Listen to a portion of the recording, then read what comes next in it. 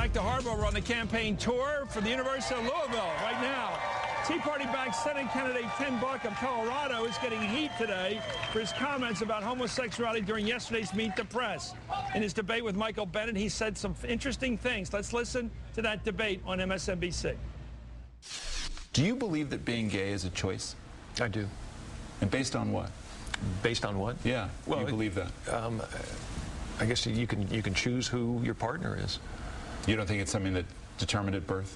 I think that birth has an influence over, like alcoholism and some other things, but I think that basically you have a choice. That put him outside the mainstream of views on this? I absolutely believe he's outside the mainstream of views on this.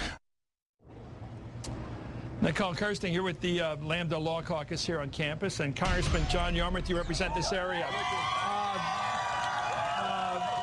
I don't know what to make of this. It's one of those old nature versus nurture arguments. I don't know why politicians talk like this. What did you make of this, Nicole? You're openly gay. What do you make of this guy saying being gay is a choice? I personally would have to disagree with him, but I also think that his choice to put that out there and to compare it with something that has such negative connotations like alcoholism puts a negative stigma on being gay.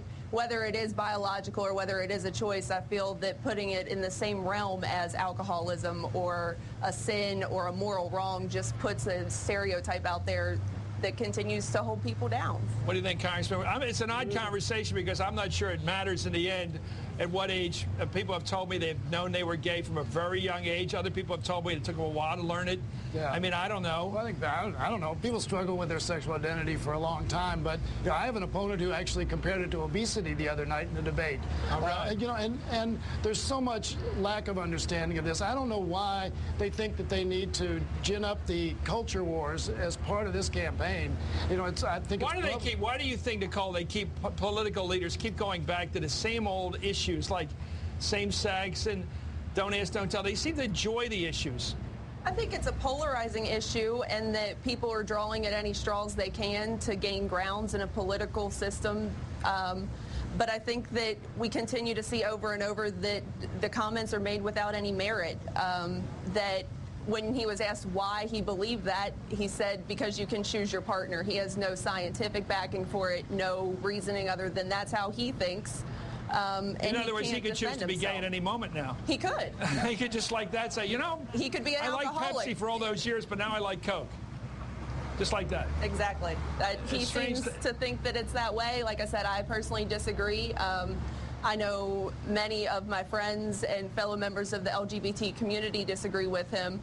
But like you said, regardless of whether it's a choice or not, that's not the essential issue. It's continuing to put this hate speech out there. And okay, let me get to that question. Yes. As a lawmaker, and you have to deal with this all the time, to what extent is this debate that has begun up again about nurture nature, that kind of debate, is that an attempt to basically justify anti-gay legislation? Of course it is. I mean, we've been fighting for civil rights at all levels now for the entire existence of this country, and we're still fighting here. We had a big fight here in my district in Louisville, and we passed a non-discrimination ordinance involving sexual orientation. We're real proud of that. We still fight it. We couldn't get a fully fledged end to act through Congress last year, even though Barney Frank and many others aggressively supported it. So it is a wedge issue. Younger people don't know what we're talking about, do they? No. In terms they of don't. prejudice. No, they don't. But they're learning a lot. The kids are learning a lot, or they wouldn't be bullying. I mean, they're hearing it from somewhere, and that's the scary part. So I've seen signs on campus, Nicole, of warning or the whole concern about how attitudes can lead to really dangerous behavior, and it can lead to kids being bullied. It can lead to suicide. In fact, those are the very signs I've seen on this campus today. Yeah, that's a large concern for myself and the rest. That's called feedback. Yes. That's a large concern for myself and the rest of the community, and that is these statements that are being made by people in powerful positions, people who have access to the media, people who have a following and who are looked up to are continuing to spread hate and stereotypes. Nicole, keep speaking out. You're a great guest on television. You've been on television before? No, I have not. I would have been nervous. Thank you, Congressman, first time. Thank you, Congressman John Yarmuth and Nicole Kersting.